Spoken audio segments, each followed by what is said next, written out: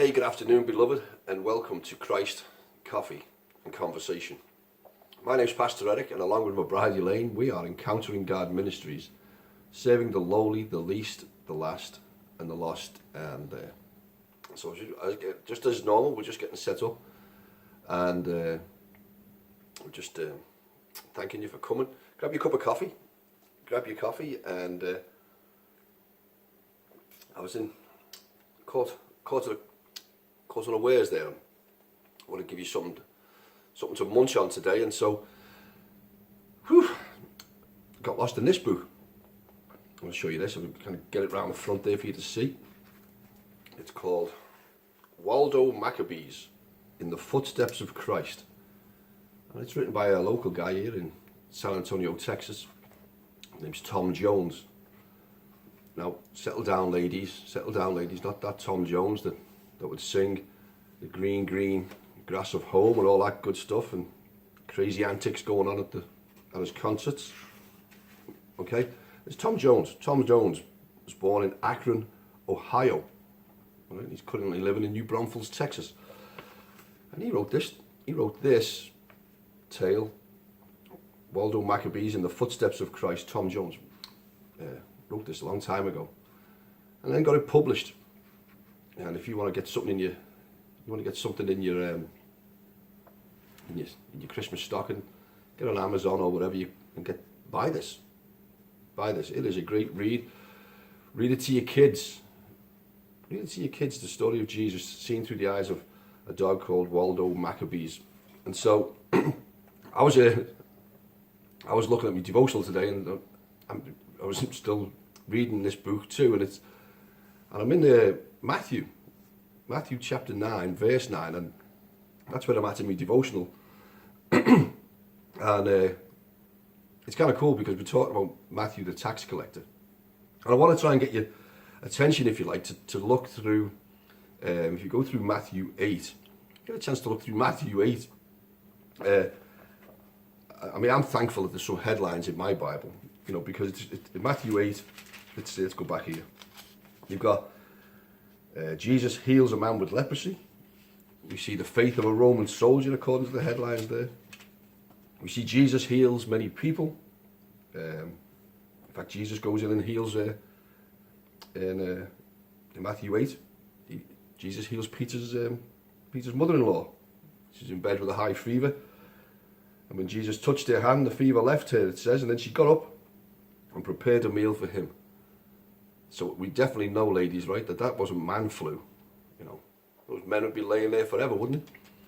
So Jesus touched her hand, the fever left her, and she got up and prepared a meal. She got up back into the kitchen, like all good women do, right? They just get up there, get it taken care of. No lazing around. So, but then it goes on about the cost of following Jesus. You go to Jesus calming a storm. It says Jesus heals 2 demon-possessed men, right? It goes, and then it kicks off. It kind of kicks off into chapter 9, when he talks about Jesus heals a paralyzed man. But then what I love about this part is Jesus calls Matthew the tax collector. Okay, now listen. Oh, excuse me. I want to share something with you. When you talk about Matthew the tax collector, I want you to know something. All right. Some of you may be thinking, I've got no chance with Jesus. I'm so far gone, and I've got no chance. I want to talk to you about this man, Matthew, who lived on the edge, if you like, at a tax booth. The choice he made. A tax collector was considered worse than being a prostitute, or the worst thing you can even think of. Right? In fact, I think prostitution was considered a better trade than being a tax collector. And certainly a tax collector for the Romans, when one of your own, if you like Matthew, when one of your own goes and works for the Roman emperor, if you like, just so you couldn't send all the people out to get the taxes, they just recruited the locals, the local folks, right? And Matthew steps up and says, I'll do that. And so they were allowed to tax them to get what they liked. As long as the emperor got his share of the coin, the Matthew could take what he liked, and they had to pay it, right? And so he was hated he was hated beyond a passion, right? He hated him. I mean, he was hated. Nobody liked him. One of his own had basically turned on them, and there they were, now collecting taxes. And I don't want to. I don't know if this makes any sense to the folks watching in America, but and if anybody's watching over there in Liverpool, the only way I could get this round my head to get you to understand the hatred that went on for Matthew, would be back in the day of Maggie Thatcher's government. Back in the day, she was, calling people out for strikes, and you couldn't go. There was lots of strikes going on over there. And if you crossed a picket line back then, I don't know what it was called over here in America, but if you crossed a picket line over there, you were called a scab. Right? You were called a scab, and it was and in fact, even just saying it gives me goosebumps. I mean, a bunch of angry men and women would see Fred, who they drank with at the pub, and maybe play footy with the kids or baseball with the kids, and then maybe there was just a great relationship between you and Fred, and then there's. Then they're calling in some people to keep there's a strike being called, and everybody's in it, so everyone's in it against the Roman Empire, if you like. But then Matthew steps up and says, I'll go and collect it. There was, I think the word scab would follow Matthew every time he set up his booth somewhere, every time he set up his little tax booth somewhere. The word scab would be echoing in his ears. Somebody would, there would be no, good morning, Matthew. Good morning, Matthew, how you doing? There'd be none of that going on. They'd be begrudgingly throwing him the taxes down. Kind of like a guy I read on the news there. He got fined, I think it was $2,000 for something, and he went in and paid it with 2,000 pennies. Yeah, try counting that out. but I think he would just be thrown. So I want you to get that Matthew's there, but I'm sure he's being called a scab every day. And it's kind of cool after all the hustle and bustle, if you like, of Matthew 8, and then Jesus heals the paralyzed man. Look what it says. He just says, as Jesus was going down the road, he saw Matthew sitting at his tax collection booth. Now, some translations will say that he said to him, follow me. And he rose and followed him. In the New Living Translation, it says, come, be my disciple. Jesus said to him. So Matthew got up and followed him. Now, the next section of that, you've got to get read that. This is Matthew decides to have a party, hold a dinner, if you like. And it says, along with his fellow tax collectors and many notorious, along with his fellow tax collectors and many other notorious sinners, right? So he has this party going on, and the Pharisees, they're indignant, and I'm sure they were the notorious sinners that we just read about. But they say, why does your teacher eat with such scum? Right? Why does your teacher eat with such scum? And for there, that again, for me, that would be that word that kind of, I mean, I don't know how you feel about when you say it or hear it, but that would be the word that, why does your teacher eat with such scabs? Why does your teacher eat with such scabs? He asked his disciples. And when he heard this, I love it, Jesus is kind of, when he heard this, he says, healthy people don't need a doctor. Sick people do. And I love this in the scripture that says, then he added, now go and learn the meaning of this scripture. And he directs them, he directs them to Hosea 6:6. He pumps them into the Old Testament, and this is what it says in Hosea 6:6. He says, now go and learn the meaning of this scripture. And he reads the scripture to me. He says, I want you to be merciful. I don't want your sacrifices. Look what else he says. He says, I want you to know God. I want you to know God. That's more important than burnt offerings. And that's what I want you to know. That's what I want you to know this Christmas. Right? I want you to know, it's almost like Jesus is saying, I don't want you. I don't want your gifts. I don't want your gifts. You can sing songs all day. You can fellowship and you can remember my story.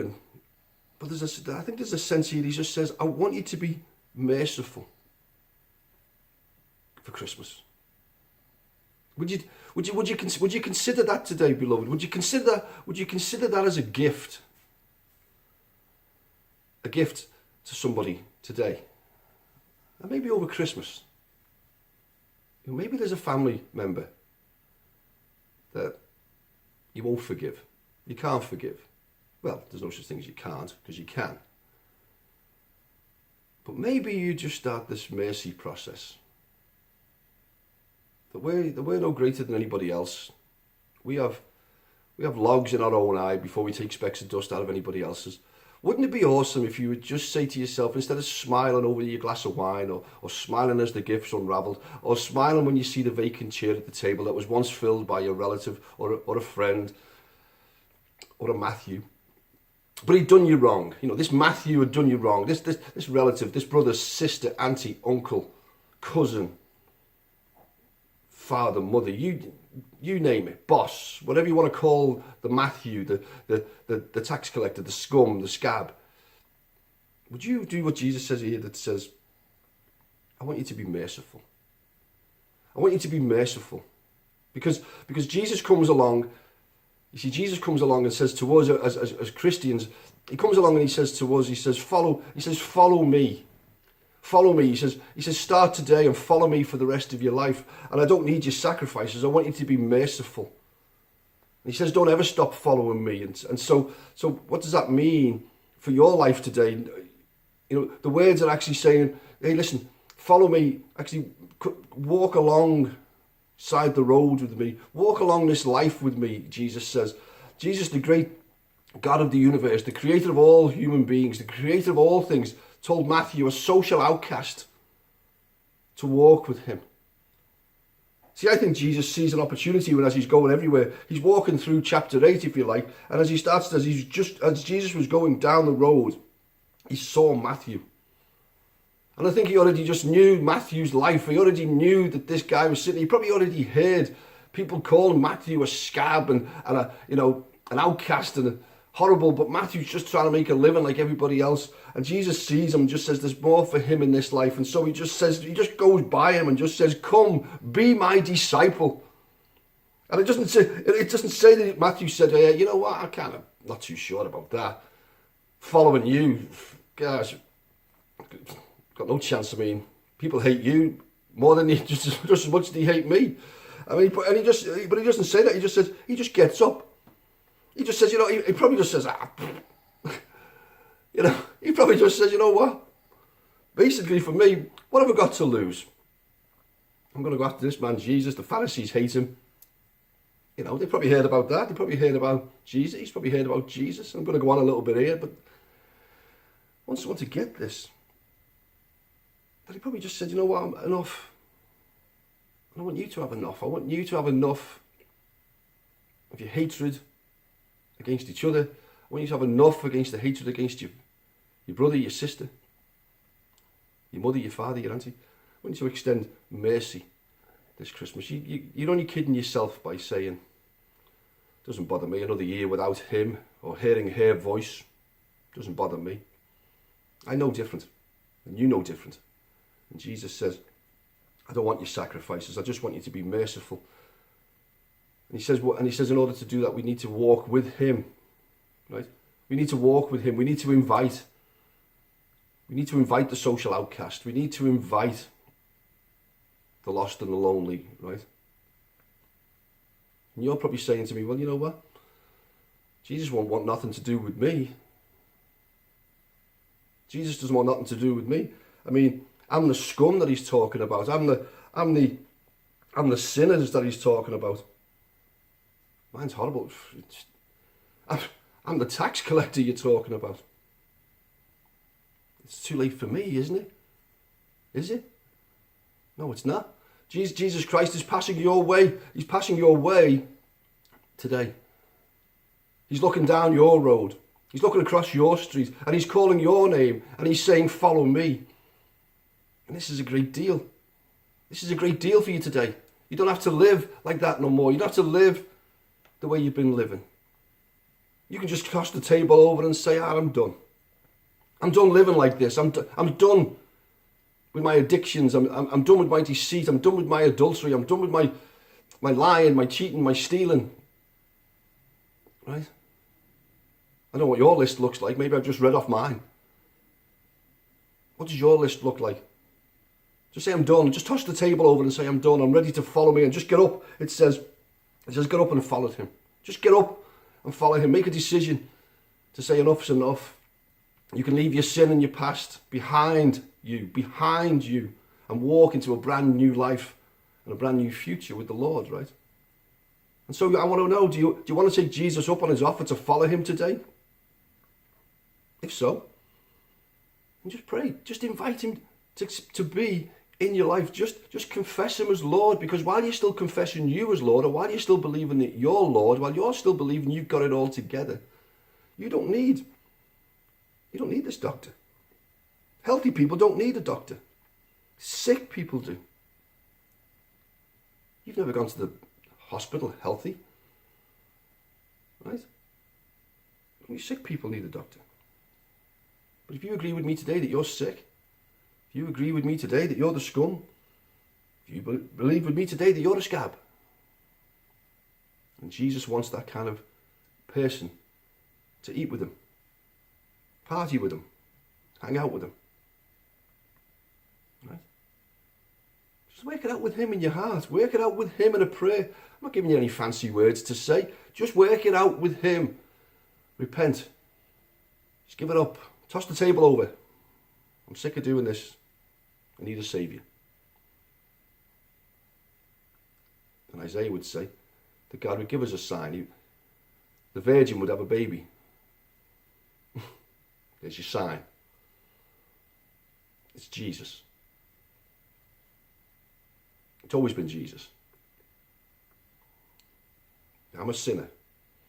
My life's full of mistakes. And I just need to know, God, that you died for my sin. And my bad choices, my stupid mistakes. I want to make a new start. I accept your offer. As you walk past me today, God, as you come before me, Jesus, I say yes. I say yeah. I'll walk with you. I'll walk with you. As that anthem goes that's echoed across Anfield, you'll never walk alone. No, I know they don't. They don't know the song as that. But you'll never walk alone. When you're walking with God. So, if you made a decision today to serve Jesus, then tell someone about it. Tell somebody about it, like the shepherds did when they saw Jesus. Go and tell it on a mountain. Go and tell them on a mountain. Let me get back to my little book here with you for a minute. There's a little nugget on page 27 that talks about the Matthew 9:9. I just want to get back in there just to kind of give you a little nugget. It says here, in Capernaum, like the rest of the Roman Empire, the tax collectors were always charging people money, even just to go from one city to another. And as Capernaum was on the main road from Damascus to the Mediterranean and then on to Egypt, it was a very lucrative job to have, as well as hated.